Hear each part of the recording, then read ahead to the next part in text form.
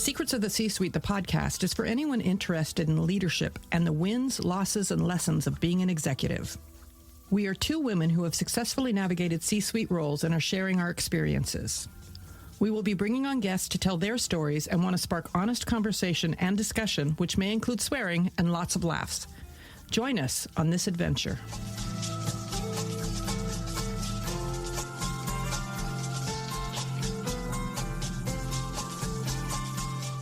Welcome to another episode, and by the way, another season of Secrets of the C-Suite, the podcast.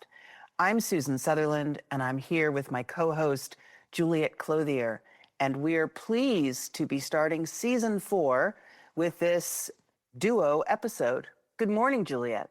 Hey, Susan. Kind of exciting about season 4, huh? I know. It's so crazy. We were kind of talking before we started recording, and season 4, it's been exactly 2 years since we recorded our first episode. We had no idea what we were doing. We still don't, pretty much, but we're working on it. It's a definitely a work in progress. But just how great that we're doing this in season 4, and we'll talk a little bit more about this later, but I still, we'll mention to people at work or, and I have a podcast, because I kind of forget sometimes that that's part of my identity these days, and that it has been for 2 years, but I didn't really talk about it a lot at the beginning, because I don't know how many people I really want to listen to it, just in case it's not very good. So that a couple of weeks ago, I mentioned to somebody that works for me, I said, oh yeah, and I have a podcast. You do, so then he came to me and he was like, oh, I listened to the first 2 episodes. And I'm like, oh, okay. And he goes, it's really good. I think people are surprised that it's good, which is funny. But anyway, it's really exciting to be in season 4. I'm really happy. It is. I want to reflect a little bit with you, because I know that when we first started, we weren't sure. I mean, we're still not, and maybe we can talk about it now. We started with an idea for the podcast. Yeah. And then we very quickly realized, oh, this means that both of us have to show up with our mature leader voice, just so that we sound good, and that trying to complete a full sentence sometimes is a bit of a challenge. Yeah. Because we're not scripted, right? We're showing up and we're talking. So I think of that, in the early days, that was our real challenge, was just being willing to show up and talk and kind of let go of the, oh my God, I'm being recorded and people are going to hear me kind of noise in our head. And I don't know about you, but I think I'm well past that. She says, having needed to record the intro 4 times this morning. But that's just about waking up, I think. The other thing I think is really interesting is that we came into it with absolutely the right mindset. We came in with this spirit of adventure and fun. Wouldn't it be so cool if we invited people on to talk to us about who they are and how they do leadership? And it's been so fun. We're so curious. Yeah. I think that's what makes our podcast interesting, is that we follow the breadcrumbs. We have some questions we do like to ask all the guests, but we follow the breadcrumbs with the guest. Right.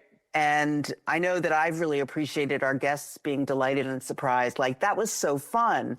And I didn't realize I had a story to tell, but we were able to ask questions and support them in, creating an environment on the podcast where they felt really good about sharing themselves. That to me is I don't know, that's an 11 out of 10. That hits the ball out of the park.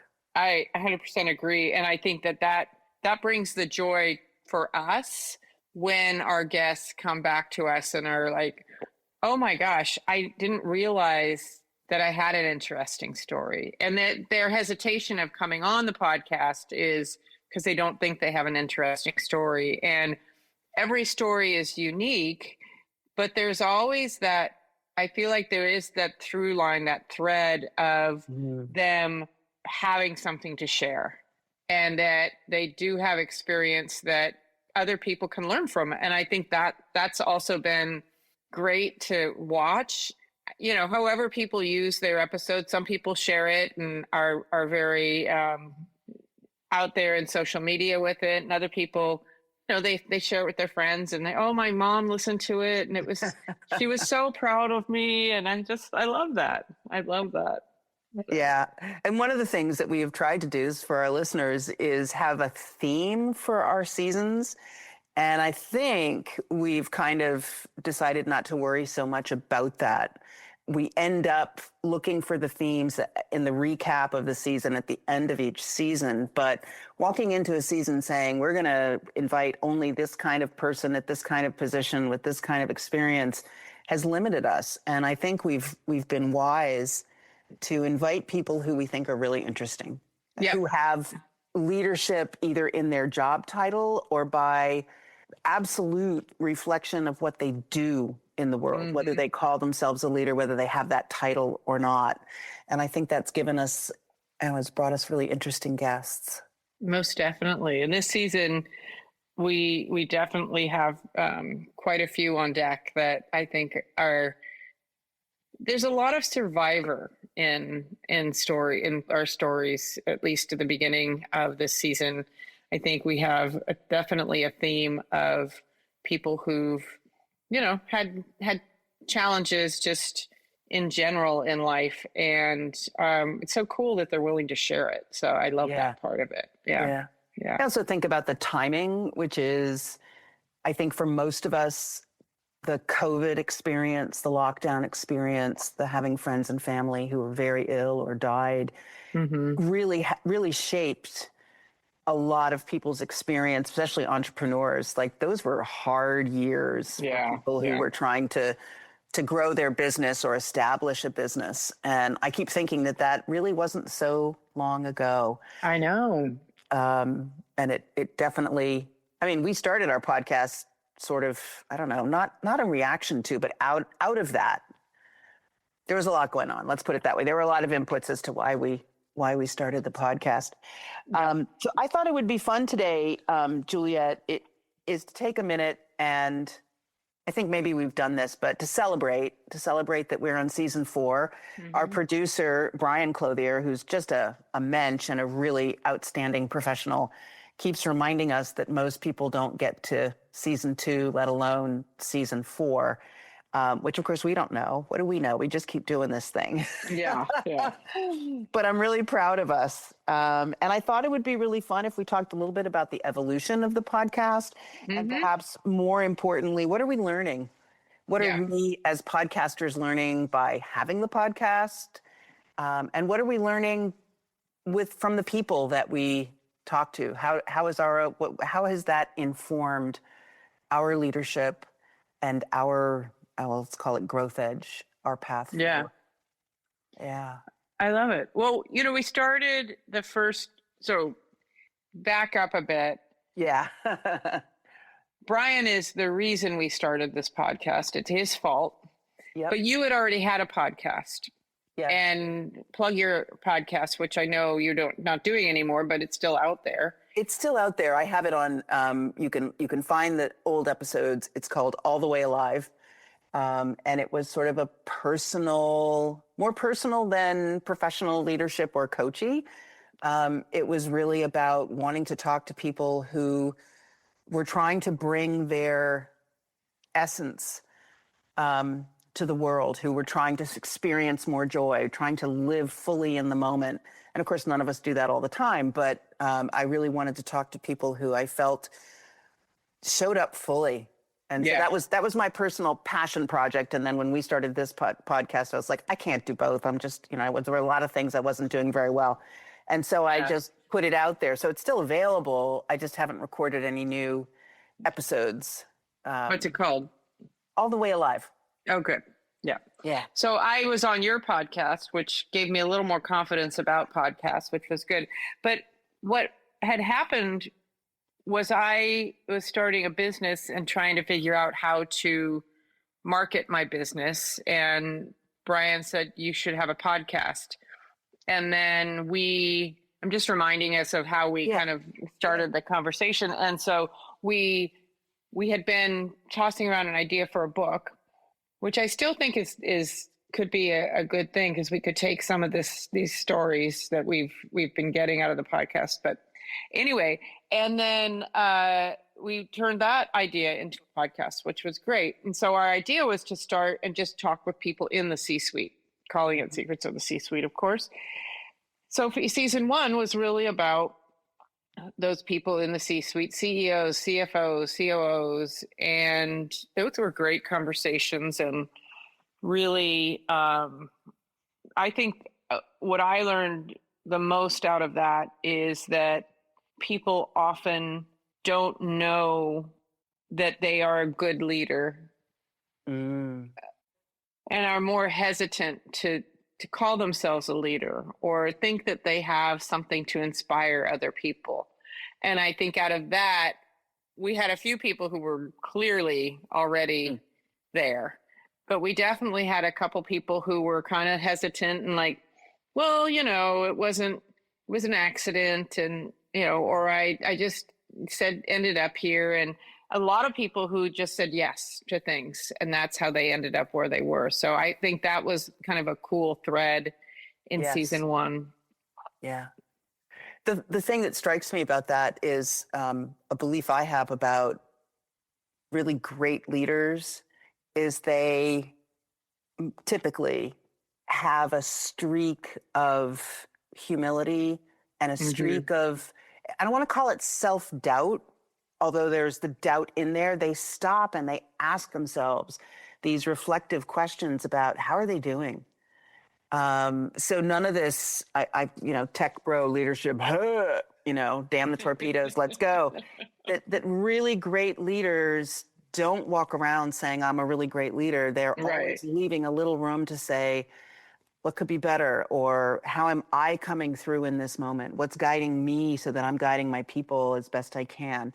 And that I think is really interesting, because you have leaders that we see. I'm thinking of, I'm going to name him and we can edit this out if need be.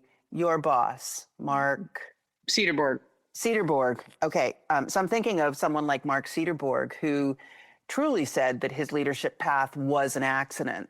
And yet he has charisma and interpersonal skills he just embodies the kind of leadership, particularly in that industry. And he always carried that sort of, am I doing the right thing in the right way? Yeah. And that's part of what I think is a really important ingredient in really outstanding leaders. So of course you get those people who just reflect that part of their leadership journey more so than and I got the company to go from this to this, or I got these people to do X, Y, or Z. So anyway, I just think it's interesting that for me, that's a key component of leadership, is that introspection, that reflection, and then not taking yourself so seriously. It's true. Yeah. And I think a lot of those leaders that we talked to in the first season were heavily influenced by the COVID years, because we were just, coming out of COVID being a crisis. It's still happening out there, but it's a crisis. So then in season 2, because we were pretty disappointed by the election and realizing we had taken a few steps back, we wanted to focus on women in leadership, women leaders. And so that was fun and exciting. Learned a lot about women figuring out how to navigate leadership with all of the blatant misogyny going on and the roadblocks that are put up just organically for women, and especially women of color. And so that was just, it was so timely, and I just felt like it was honoring women and how it is hard to be a woman leader, even in industries like nonprofits where I have been most of my career. There's still just roadblocks, and it's really unfortunate. So anyway, that was good though. It was a good timely thing. But and I think for season 3 and season 4, we've sort of collapsed we've let the walls around who we're inviting on kind of collapse. What do you think? I'm going to ask you a question. What do you think is the primary objective, if you will, for expanding or not having a themed based season. Let's put it that way. What was it? Stuart Smalley on, and what is the movie called? Stuart Saves His Family. I think it was Stuart Saves His Family. Anyway, Stuart Smalley had a show, and he had all these episodes, and each one had a theme, and it was all about recovery. And then the last one was, I don't need to have a theme. That was his theme. So we're Stuart Smalley in this. We're story. Stuart Smalley right now. We don't need to have a theme. But I think we what we are realizing is that leadership stories aren't just in traditional leadership roles. Right. So we've got a lot of entrepreneurs. We have a lot of people lined up who, there's adversity. They've overcome something to get to where they are. These are not necessarily people who are bringing in six figures. As we kind of weave our way through our networks of people, is like, oh yeah, we're going to have somebody on in a few weeks that I have been friends with for 30 years and kind of didn't think about when we first started this podcast, and realized the work that he's doing is so interesting, and it's all volunteer. Yeah. But he's really created this world of, I'm just going to work on things that are really important to me, and doesn't take no for an answer. So I'm looking forward to that conversation. Yeah. One of the things that I think I've learned as we've expanded sort of who we have on and gotten a little bit away from hierarchy and official C-suite corporate titles is, and I think it's part of what empowers and is a passion of mine for my coaching practice, which is the people who, to me, are so interesting are people who are following their values, or who are following something about the way that they've interacted with the world, and that has led them to create a business or led them into the kind of work that they do. There's that intersection between who they are as in their life and how they're approaching their leadership, which isn't always the case in a corporate structure. Sometimes, as you and I have discussed, you end up in those positions by accident, or you get promoted, and you learn to love those things, but the industry might be you just ended up there. Mm-hmm. And so the thing that I find really fascinating is how people take and listen to some call about, this is interesting to me, I think there's a place for this, it's important, and they weave together a business. And I'm thinking specifically of our most recent guest, Katie, who runs a flower business. Mm-hmm. And she started that from I need to be with my people. I need to have my hands in the dirt. Like, there were 3 or 4 themes that caused her to now have established a business. And it started just by her listening to what her needs and wants were. Yeah. I think that's so fascinating. It is. It is. And I think as we are evolving as humans and aging gracefully and beautifully as we are, that we are finding more people in our community that are listening to themselves and not listening to the naysayers and trusting their instincts. So that's pretty exciting. Yeah. I'm interested in you calling out the age factor.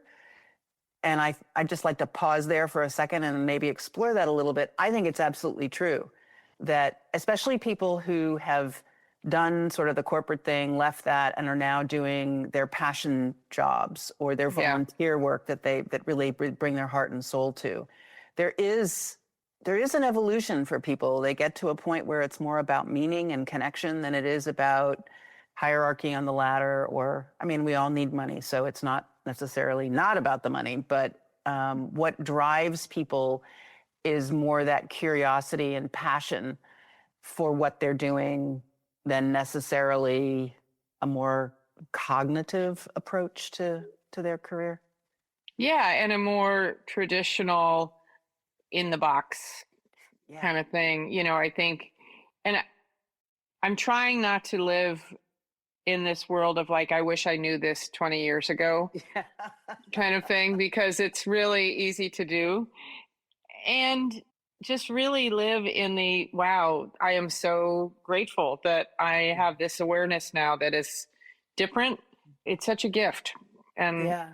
I'm not a huge, blessing person, but I do feel like there's something magical happening in the Venn diagram of learning and aging all at the same time. So anyway, lovely. Yeah. I have a question for you. Yeah. What are your wishes for our season 4 podcast? Well, you and I have had a sort of short list of things we wanted to, quote, tighten up over the seasons that we've done them. And I think for season 4, this isn't a wish. I'm excited about it. And then I'll talk about, the aspirational piece. We have an assistant. We have someone who's helping us get organized and stay organized. We still have Brian, which to me is just a miracle. Our producer, Brian. And we're better, I think, at doing some of the admin tracking and trying to keep an eye on where the various pieces are. So that's something that I think has been important and that we've got going. That can still improve, that can get more organized. My wish is, actually, I raised this with you just as an idea, is taking our podcast and putting it on YouTube, which means also having the video associated with it. And only because there are a lot of people in this world, I am not one of those people, I will absolutely say that out loud first, who likes to watch and listen. I don't. I like to take my earbuds with me and go for a walk and listen. Yeah. I almost never really want to watch the video. I don't like it on Instagram. I don't like it on LinkedIn. But having said that, my personal preference aside, there's an audience out there that really likes to look at things on YouTube. And there's a couple reasons. One is people can watch us and find us on YouTube. So yay for that. The flip side is if you get so many watch hours, then you get monetized. And that wouldn't be a bad thing. I don't know how much, but I'd rather do that than have ads. Yeah. That's true. We're doing this out of our pockets to the extent that we have expenses. We do have expenses. What am I saying? Yeah, we do. So that's an aspiration for us. And I think the other thing is I would like me to be bolder about my asks. There are people who I either subscribe to on Substack or I've seen them on Instagram and admire who they are. And I'm shy to reach out and say, I have a podcast, would you come on? Yeah. So I would like that for myself. I'd like to be a little braver about asking some people who I'm just inspired to ask, and what am I waiting for? Right. Yeah. So those are my wishes for us. What about you?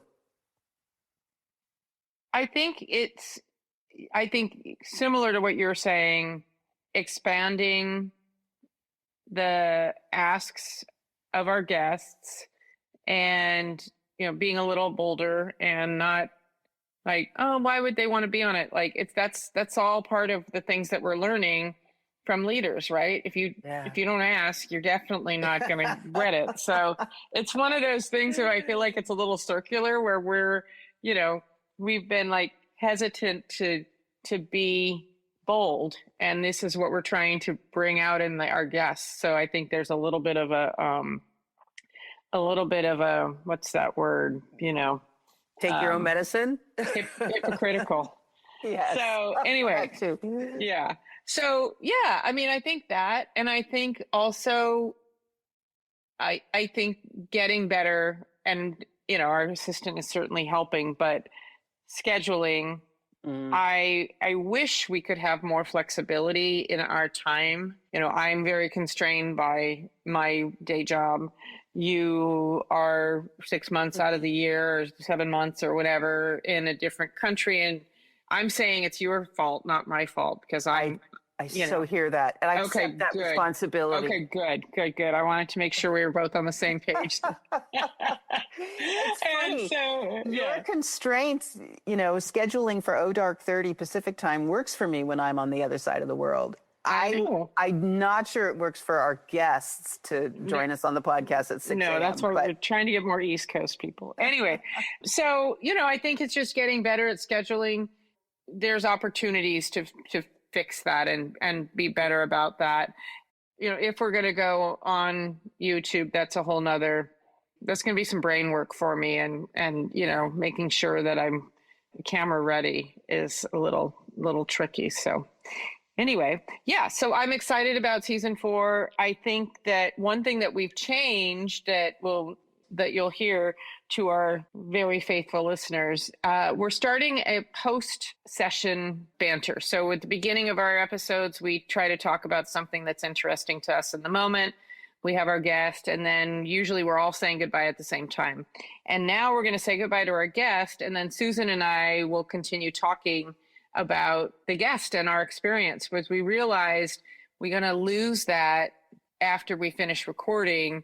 We do the editing and then it gets released, but we don't really talk about how much we enjoyed the conversation and what we enjoyed out of it. So we're hoping that inspires people and gets people to think about what they've learned in that episode as well. And so that's kind of fun. Yeah, I want to share the inspiration for that. So Julia Louis-Dreyfus, the actor and comedian, has her podcast called Wiser Than Me, where she interviews older, wiser women. Yeah. And she calls her mom at the end of each conversation and kind of chats with her mom about what she loved about the guests. So it's sort of one-sided, but I loved that. And I think me too. And so we're like, you know what, we're not going to call our moms. We can call each other virtually and kind of have a chat about who we just talked to and what was so great about it. It's a really nice, informal, but also insightful way to wrap up.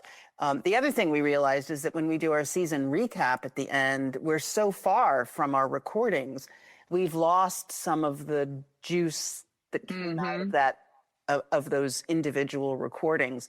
And that juice is there in these post-interview chats. So I think it's a good thing. We'll see. Listeners, let us know what you think about that. Yeah, we'd love to hear from you. In addition to season 4.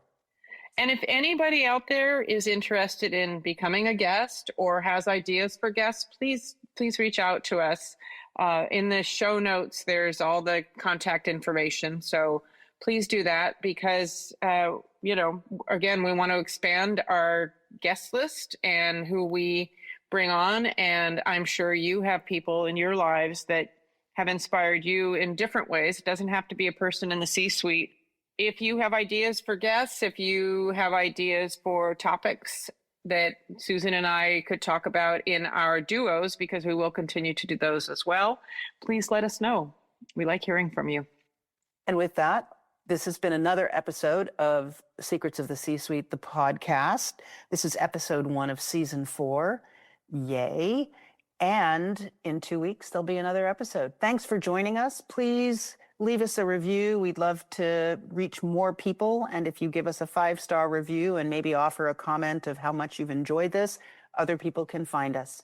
Thanks for listening. Thanks for being here. We'll see you in a few weeks.